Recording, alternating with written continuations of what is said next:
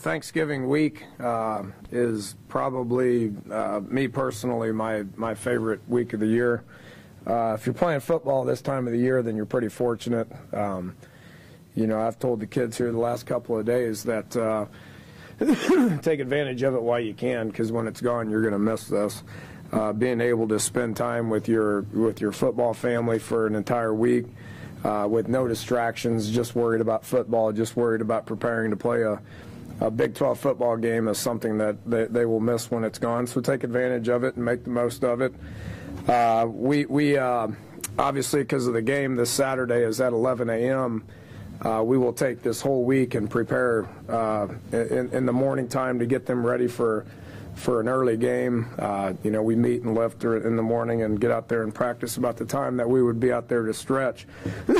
So that's what we'll be doing all week, kind of give them the afternoons off to be able to enjoy their time off, and then it'd be a normal Friday routine as far as traveling, going over there. It'd be a hard game, as they all are. There's no easy games. There's no easy games in the Big 12. Need to ignore their record. They're going to be competitive. They're going to try. They're going to give effort. They're going to be well coached. They're going to be a group of guys that are going to want to win the game. The last 2 years, if you just look at what happened the last 2 years, going there 2 years ago, the game was challenging. It was one of the more challenging games that we've had. Pulled out a victory 2 years ago, and then last year, much of the things that we talked about throughout the entire offseason had to do with how we finished the year last year, up 31-7 in the third quarter, and then blowing that lead, losing in triple overtime, didn't finish that game, didn't finish the year, didn't win. So we're pretty motivated to be able to play and to hopefully finish the year better than we did a year ago, and get ourselves in a good spot when it comes to preparing for the bowl game. Iowa State's good on offense. They're good on offense. They got good skill. The Richardson kid's playing pretty good. Was banged up a couple of weeks ago, but he, back last week against Tech, had a good game. A guy we're familiar with, didn't play against us last year, but played against us 2 years ago, has played a lot of ball for him. Runs a lot better than he looks, is really a good runner, is their second leading rusher. Number two, Wimberly, their running back, is a quality back. They got two big receivers that are young, 6'5" and 6'5", I believe, number 5 and number 8. 8 played against us last year, 6 is a true freshman, but those are two big guys on the outside that are getting better and better. And then number 1, the slot, the West kid, is a guy that's done some good things for him too. So they got good skill. They're going to score points. They're going to move the ball. We got to match up with them, and we got to make sure that we get to the quarterback. One thing that I was very unhappy with, that I did make mention in my press conference after the game, we did great goal line stand-wise defensively. We did great in stopping the run. We didn't touch their quarterback all night, and so he sat back there. Even when we blitzed, he said, we're trying to play man coverage with a quarterback that's got 3-4 seconds to throw the ball. If we can't get to the quarterback, I don't care who we play, it's going to be a long day for us. So we're working hard this week on trying to get to the quarterback, and we're going to have to do that in order to slow these guys down. Defensively, they're the same as they've been. They're a 4-3 team that, adds people to the box when they need to. Been coached the same way for 5-6 years. They do a great job of coaching them up. Their guys play hard. They play with effort. They're always going to be in the right spots. We've had our challenges with them in the past, and know what we're dealing with there. We're going to have to. We're going to have to block them. We're going to have to sustain blocks. We're going to have to do a good job with that, which I assume we will. Special teams wise, their returners have got things going. The West kid, number 1, he returned 1 against Kansas State. Their place kicker is almost perfect on the year. He's only missed a couple, so they're sound in the kicking game as well. We're expecting a challenging team that's going to play hard, that's going to give us everything that they got. And again, if you just look back to what the last 2 games against these guys have been, we got our work cut out for us to be able to finish up the regular season with the victory. So with that, we'll take some questions. Danny, you didn't mention Bibbs or tight end. How good is he? Does he remind you of anybody you've seen? Yeah, and that was a mistake on my part. He's the best tight end in the league. I mean, the dude's really athletic. I mean, they use him in a bunch of different ways. I had him starred right there. I just looked by it right there. Clearly, he's a guy that we're aware of. He's a guy that really hurts people in the passing game. He's big enough and athletic enough to where he can be an attached tight end and do some good things there. But, you know, him in the pass game is somebody that we're going to have to, every single snap, be aware of where he's at. Bring us up to date on the quarterback situation and will Clint's performance recently or last game or recently have anything to do with who starts? No, Clint's our starting quarterback. He's been our starting quarterback for 11 games. He's been a huge part in the success that we've had offensively. You know, has done a great job for us. He's dinged up right now. You know, it's still unknown as far as what's going to happen. We got all those guys repping right now, so we're going to continue to evaluate the situation today, tomorrow, Thursday, even to Friday, to see exactly who's going to be getting the reps.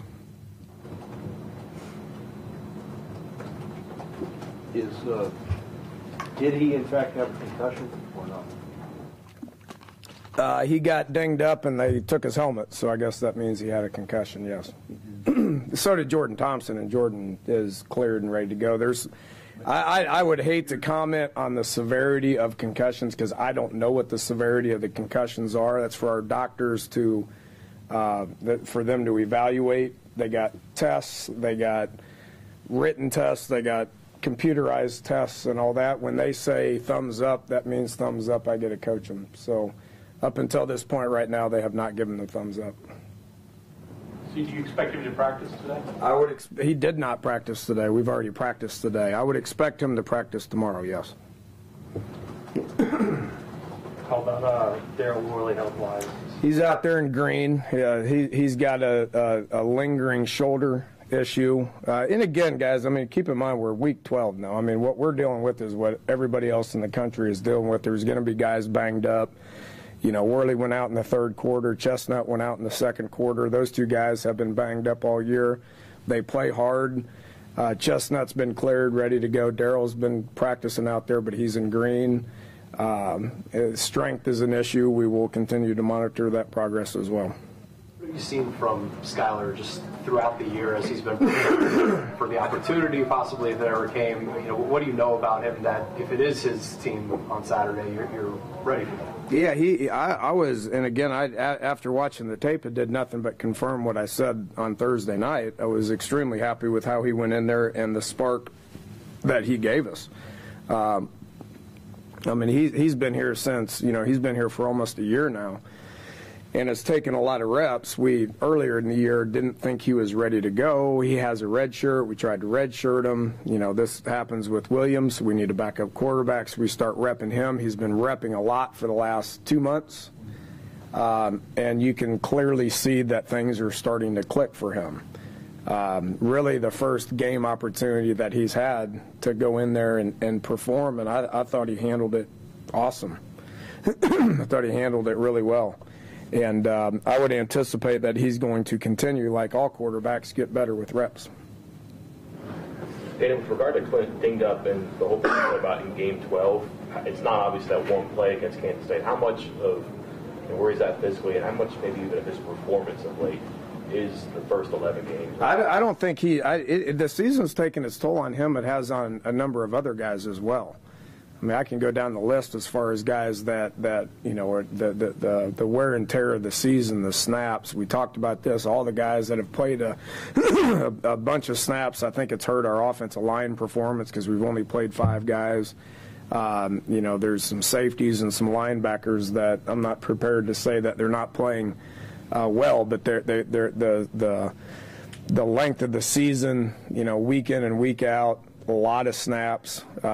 It's taken its toll a little bit. Yeah, I think that's the thing. I don't think Clint's done anything performance-wise to jeopardize his starting quarterback role. I think, you know, he's a great leader. He's done a great job for us in the locker room. He studies the game. His approach to the Kansas State game was as good as any of the other games leading up until this point. So I hope he can finish the year. You know, I mean, he's earned that. He's deserved that. You know, again, I got to put guys in there. I'm paid to win football games, so I got to put guys in there that give us the best chance to win. I think up until Skyler probably scored a couple of touchdowns in there, we thought Clint was the best option out there. So I don't think he's done anything to jeopardize that at this point. What do you see that as Shaq Petaway? Slotted in as a depth chart again for what it's worth. He's a starter. Yeah, he's a starter right now. Coach Gibby made that. He made that decision either late first quarter or early second quarter, because Shaq's been playing a bunch. I mean, him and Muldrow have been splitting reps, and Shaq just keeps improving, keeps getting better. He's been battling injuries his whole career, but he's been in there and he feels comfortable. He's got snap to him. I mean, he's got twitch to him. He can get to the quarterback. He can cover. He just continues to get better and better, and so he is right now one of our main starters. Satisfying for you. I mean, he's a guy who you've been a little reluctant to talk about in the past because of the health issues, hasn't been able to stay on the field. To see him kind of fight his way through that, and at this point be in that role. It happens to kids that have been in the program for 4 years. You know, it's tough to get guys to. You know, after 6 weeks, 7 weeks, expect the light to come on to be real players. But he's been here as long as I've been here. I mean, he came in and he played his freshman year. He got hurt. He redshirted. He got hurt again. Just hangs in there. You know, and there is a point where I didn't know if he would ever be anything more than a backup, any more than a special teams guy. And the guy's really playing well right now. Kansas State punt return the other night, was that just simply a missed hit on Nick's part? Did he think he was supposed to kick it? I'd prefer to talk about Iowa State, but yes, he mishit it, and we had 10 cover guys go that way, and the ball went that way. We had no chance. It is what it is. Dana, offensively, to get going again, what is it you have to do this week better than you've done in the last 3? I thought the last quarter and a half, having about 300 yards of total offense, was much better than the first 2.5 quarters. So, you know, our guy, and again, I've got some issues with execution. I've got some issues with ball security. I've got some issues with, you know, some things. The effort and the attitude's not one thing I've had to address all year. So, locker room, we challenged them. You know, went back outside and you know, they kept playing. You know, and it wasn't just the offense; it was the whole team. Went out and played and had a chance to win the game in the end. Came up a little bit short, disappointing. Nobody's more disappointing than I am. But our guys didn't quit. They don't know what that means. So, you know, I think Skyler coming in gave us a little bit of bounce. Ended up doing a good job of getting the ball downfield. Guys made some plays. Mario made a play. Kevin made a play. DeKeel made some plays. I think we still got the guys to be able to go out there and try and continue to execute, continue to try to get a little bit better. Dana, what in your mind is the difference between a winning season and a 500 season? It would be a win this weekend and a win in the bowl game would ensure us of more than 500%, right? This you know, I think we're a good football team. Our guys aren't quitting. I mean, nobody's happy about a three-game losing streak. You know, we've lost to the number 6 team in the country, the number 10 team in the country, and then Texas, who may be as hot as all of them right now. I mean, you know, we feel like we could be in there that same conversation with the teams that they are, and we came up a little bit short. Didn't get the job done. You know, so going to be judged on the next one. You know, and the next one's the only one that counts right now. Going to be judged on the next one. We want to go play well. We want to go get a win, and we want to have a good month to prepare for a bowl game. Winning this one and winning the bowl game will, you know, we'll feel good at that point. You've been part of this conference long enough to playing at Iowa State in November, as far as weather goes, can cause some issues. And the last time you were there, obviously, you guys addressed that during practice. Yeah, that 2 years ago, that was tough. I mean, that and Rutgers were tough. The rest of the weather, quote unquote, weather games that we've had, I don't view as any more challenging than anything else. I mean, I guess there's some soft people that would have said that the weather on Saturday night was was an issue. It wasn't for the two teams that were on the field. I don't know. I looked at the weather report. It's pretty favorable. Make the fans happy. Make y'all happy, I guess.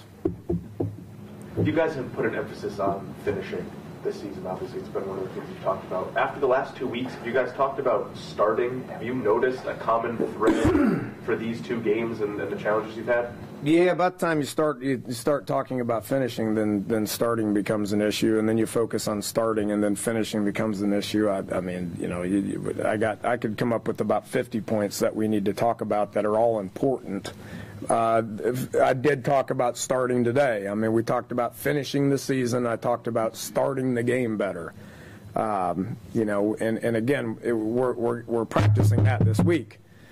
We're getting them up, and we're going to get in the weight room for 30, 45 minutes, and then we're going to meet, and then we're going to go out and we're going to practice, and it's all going to be done by 1 o'clock. So we're talking about it, and that's the one thing. Offensively, I thought we've done a pretty good job of starting the majority of the year.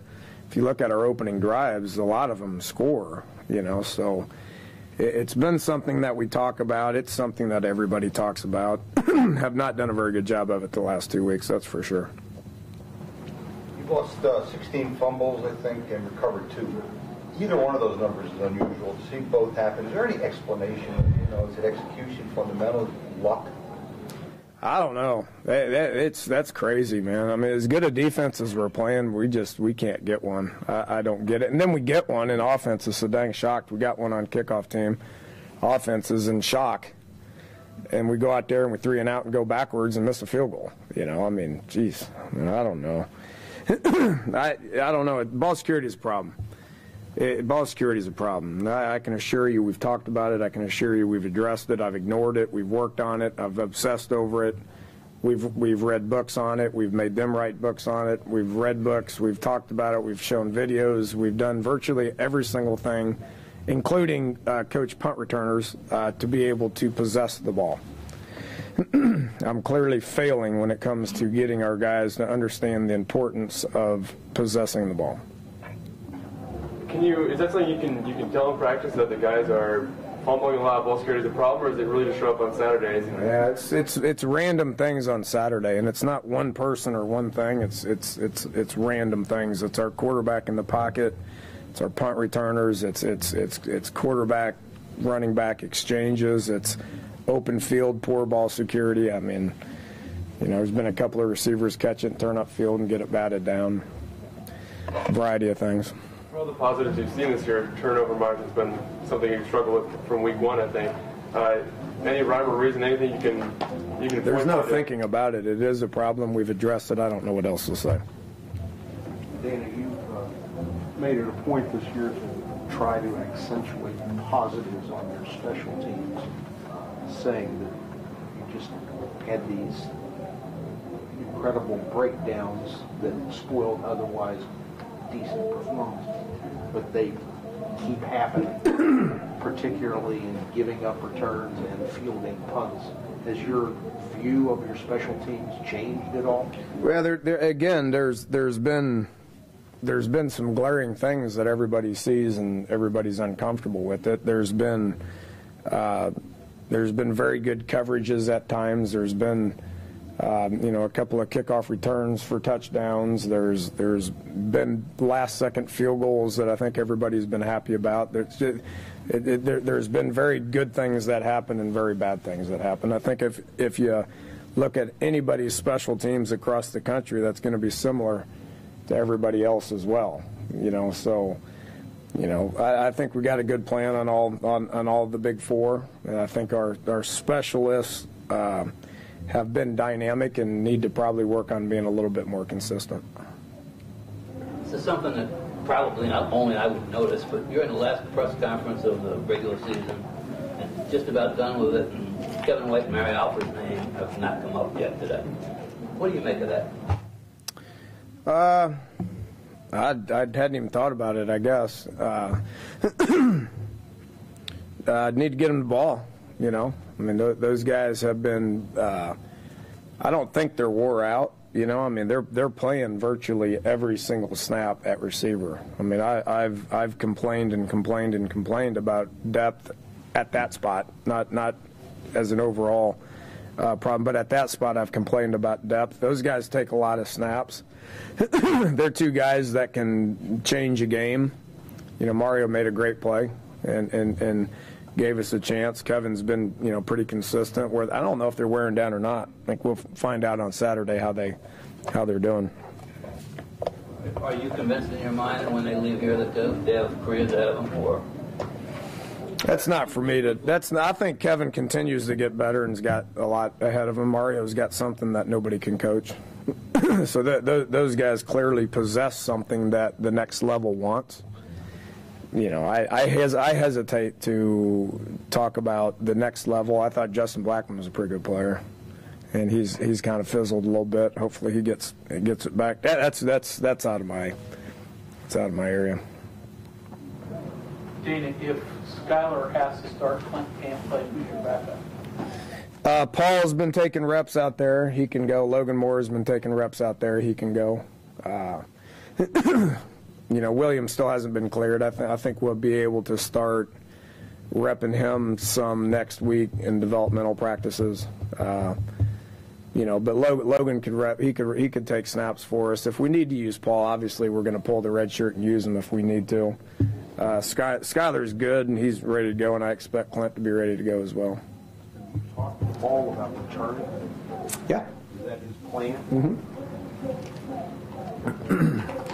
Okay, thanks, Coach.